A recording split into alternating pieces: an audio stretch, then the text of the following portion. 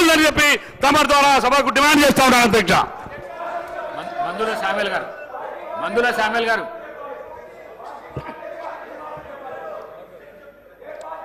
ధన్యవాదాలు అధ్యక్ష. కేటీఆర్ గారు మీకు హరీష్ రావుతో పొలిటికల్ ప్రమాదం గుర్తుపెట్టుకోరు. ఎందుకంటే నీ చెల్లె ఒక వికెట్ ఎగిరిపోయింది, నీ పని బట్టే ఖాయం.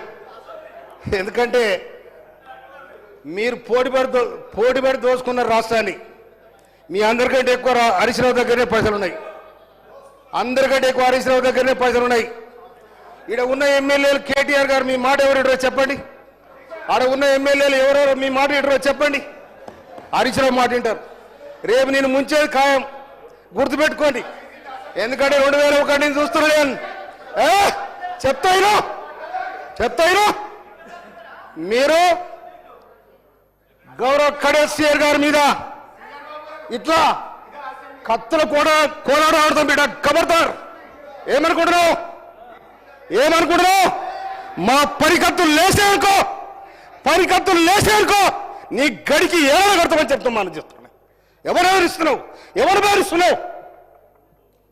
అందుకోసమనే దళితులంటే గిరిజనులంటే లెక్కలేని తన మీద మీరుంటే మీ గడిలో దొర్రె రోజుకు వస్తారు కూడా తెలుస్తారు. నేను అందుకోసమనే ఇమ్మీడియట్లీ అధ్యక్ష వాళ్ళు కడియం సిఆర్ గారికి బేస్ చెప్తా క్షమాపణ చెప్పాలని డిమాండ్ చేస్తా ఉన్నా నేను. ఇవాళ ఇంకొక మాట, ఇవాళ కాళేశ్వరం కట్టినాడు అదే కేసీఆర్ గారు ఫడ్నవీస్ ముఖ్యమంత్రి గారిని జగన్ గా ఆనాడు ఆంధ్రప్రదేశ్ ముఖ్యమంత్రి జగన్ పిలిచాడు. ఆనాడు ఇరిగేషన్ మినిస్టర్ ఎవరు? హరీష్ రావు గారు. నీ పేర్లే ఊర్లో మీ పథకాల పంచాయతీ వచ్చి నేను కూడా పిలవలే. అందుకోసం మీ కుటుంబాలలో వెళ్ళి ఉన్నాయి. అందుకోసం కాంగ్రెస్ పార్టీని తెలంగాణ వేలాది మంది తెలంగాణ రక్త తర్పణ చేసి తెలంగాణ తెస్తే నిట్టాయిలో దోచుకున్నారు. మీ పంపకాలు కూడా పంచాయతీ వచ్చినాయి. అందుకోసం ఆ పంచాయతీలు కాంగ్రెస్ మీద రుద్దాన్ని కూడా మీకు హెచ్చరిస్తా ఉన్నా నేను.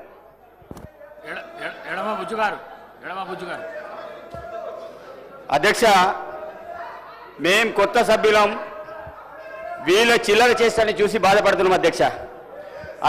నేను మొన్న ఎంత ప్రిపేర్ అయ్యి వచ్చానంటే మీరిచ్చే రెవెన్యూ సబ్జెక్ట్ మీద కావచ్చు, ఆ రెవెన్యూ సబ్జెక్ట్ వస్తే వాళ్ళ భూ కబ్జాల గురించి నేను మాట్లాడుతున్నాను అధ్యక్ష. కానీ నాకు అవకాశం రాలేకపోయింది, వాళ్ళు చిల్లర చేసే వల్ల నేను మాట్లాడలేకపోయినా అధ్యక్ష. మొన్న 2-3 గంటలు 4-5 గంటలు నేను ప్రిపేర్ అయినా అధ్యక్ష. ఈరోజు వాళ్ళు చేసే చేష్టని చూసి మేము కొత్త సభ్యులుగా బాధపడుతున్నాం, సిగ్గుపడుతున్నాం అధ్యక్ష. ఈరోజు కౌశిక్ రెడ్డి గారు ఆ చేష్టలేని అధ్యక్ష. నా అక్క చెల్లెలను నేను నా అమ్మలతో సమానం, అక్కడ వాళ్ళు కూడా వీళ్ళు కూడా నా అమ్మలతో సమానం.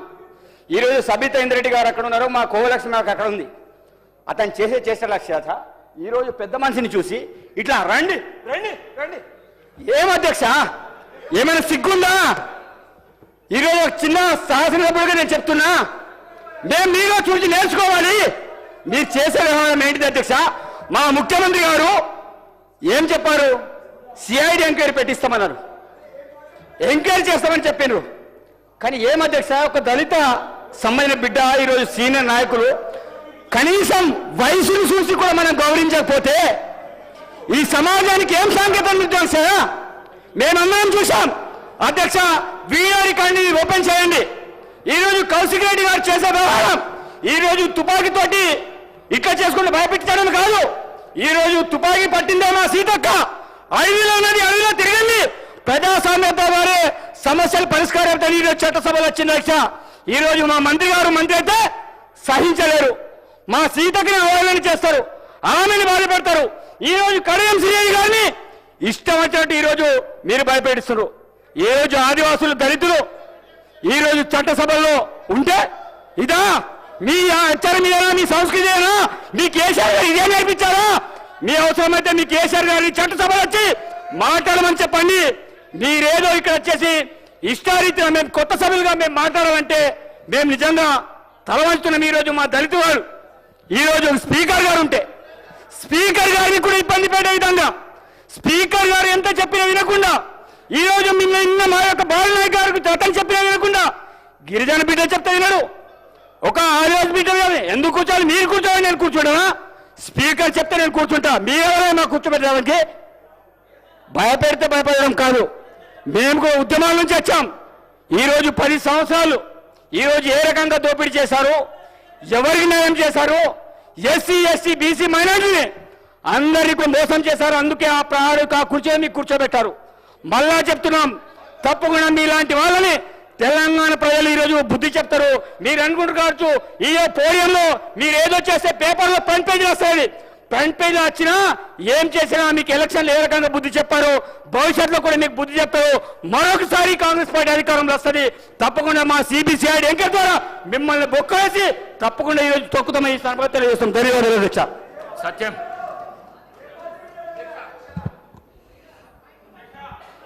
అధ్యక్ష, ఈరోజు శాసనసభలో జరిగినటువంటి సంఘటన చాలా బాధాకరం అధ్యక్ష.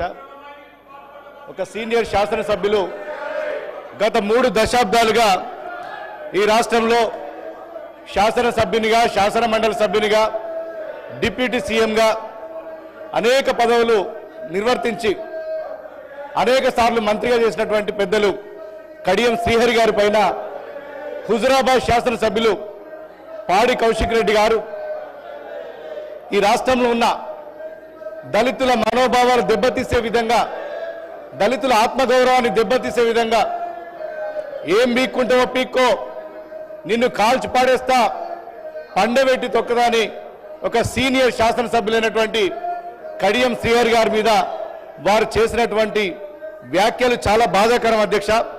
ఇలా శాసనసభ అంటే ప్రజాస్వామ్యానికి ఒక దేవాలయం లాంటిది. ఇలా 4 కోట్ల ప్రజలు ఈ శాసనసభలో ఏం జరుగుతుంది, శాసనసభలో ఏం మాట్లాడుతుండ్రు, శాసనసభ ఏ విధంగా ఇలా ప్రజలకు జవాబుదారీగా ఉంటుందని చెప్పి ఇలా చూసే సందర్భం శాసనసభ. అట్లాంటి నిండు సభలో ఒక సీనియర్ లెజిస్లేటర్ దళిత నాయకుడిని అవమానించడం ఇలా నిజంగా ప్రజాస్వామ్యానికి దుర్దినం. తక్షణమే వారు చేసినటువంటి ఆ అసభ్యకరమైనటువంటి వీడియోల్ని మీరు పరిశీలించి, అతని మాటల్ని మీరు పరిశీలించి ఖచ్చితంగా వారిపైన చర్య తీసుకోవాల్సిందిగా మిమ్మల్ని విజ్ఞప్తి చేస్తున్నాం అధ్యక్ష. ఇలా నిజంగా ఈ రాష్ట్రంలో లక్షలాది మంది దళితుల్ని అవమానించినటువంటి సంఘటనగా నేను భావిస్తూ మీద సెలవు తీసుకుంటాను అధ్యక్ష. డాక్టర్ కవ్వంపల్లి సత్యనారాయణ. అధ్యక్ష, టిఆర్ఎస్ పార్టీకి, టిఆర్ఎస్ గౌరవ సభ్యులకి ఎవరిని గౌరవించని ప్రవర్తన ఈరోజు కొంచెం జరిగే. ఈరోజు నిన్నట్టుండి ఒకటే రాద్ధాంతం, ఉదయం అయిందో లేదో చాలా కష్టపడి జీవితంలో ఒక లెక్చరర్గా ఉంటూ 94 నుండి రాజకీయాల్లో ఉంటున్నటువంటి కడియం శ్రీహరి గారిని పెద్ద వయసు ఒక 70 ఏళ్ల పైన ఉన్నటువంటి సభ్యుని పట్ల అసభ్యంగా ప్రవర్తించినటువంటి టిఆర్ఎస్ సభ్యులను, మరి ముఖ్యంగా పాడి కౌశిక్ రెడ్డి గారిని చూసి ఈరోజు అందరూ కూడా సభ్య సమాజం సిగ్గుపడతా ఉన్నది. కాబట్టి వీళ్ళు ఎప్పుడు కూడా దళితులను అవమానపరచడం వాళ్ళకు అలవాటు. మీ అందరికీ తెలుసు, ఆ ప్రభుత్వంలో ఉన్నటువంటి రాజయ్య గారిని కూడా ఆ రోజు అవమానకరమైన రీతిలో ఆయనను బర్తరఫ్ చేయడం జరిగింది. అంటే దళితుల పట్ల వీళ్ళకి ఏమాత్రం కూడా గౌరవం లేదు. కాబట్టి దయచేసి నేను ఒకటే కోరుతా ఉన్నాను, పెద్ద చాలా సంవత్సరాలుగా ఈ సభలో ఉన్నటువంటి వ్యక్తి, విజ్ఞులు, అన్ని విషయాల్లో అవగాహన ఉన్నది, మంత్రిగా చేస్తున్నారు. కాబట్టి నేను ఒకటే మీ అందరికి కూడా కోరుతా ఉన్నాను, ఈరోజు ఏమాత్రం కూడా ఉపేక్షించకుండా కౌశిక్ రెడ్డి గారిని సస్పెండ్ చేయాలని నేను కోరుతా ఉన్నాను.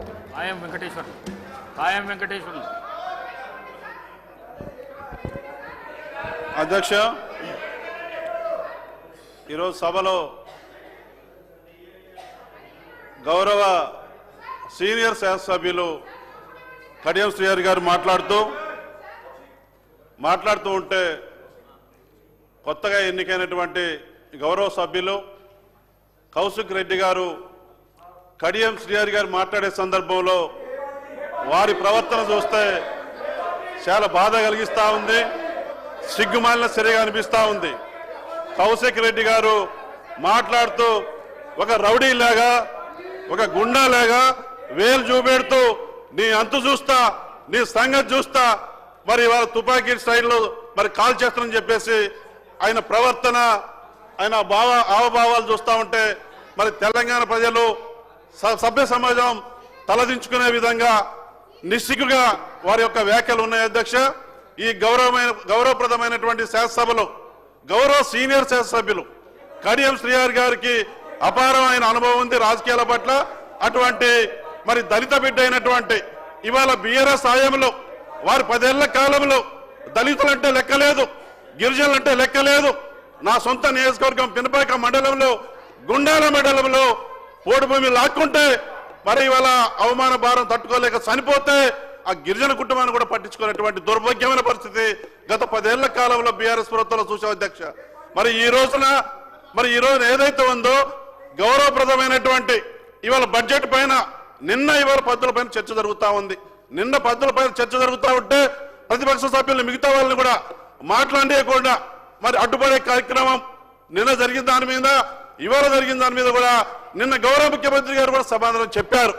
మరి ఏదైతే ఉందో గత 10 ఏళ్లలో జరిగినటువంటి మరి మైనింగ్ మాఫియా పైన భూమాఫియా పైన ఈ 2 ఏళ్లలో జరిగినటువంటి మాఫియా పైన మరి ఇవాళ సిబిసిఐడి ఎంక్వైరీ చేస్తామని క్లియర్ గా చెప్పినారు. మళ్ళీ ఇవాళ వచ్చి మళ్ళీ టార్గెట్ చేసే కార్యక్రమం అసెంబ్లీ వేదికగా బీఆర్ఎస్ నాయకులు అనుభవం ఉన్నటువంటి నాయకులు ఈ రోజున రాజకీయ లబ్ధి కోసం గొడవ చేసి ప్రజా సమస్యల పైన పద్దుల పైన చర్చ జరుపుకోకుండా అడ్డుపడడం అనేది ఇలా ఏమైన చర్యగా నేను భావిస్తా ఉన్నాను. అదే కాకుండా ఇవాళ గౌరవ ముఖ్యమంత్రి గారు చెప్పారు, ఇవాళ మీరు ఏదైతే ఉందో మరి మీరు చెప్పండి కమిటీ వేయడానికి మరి అని చెప్తే దానికి సమాధానం లేదు. ఎంతసేపు గొడవ చేయాలి, పద్దుల పైన చర్చ జరగవద్దు,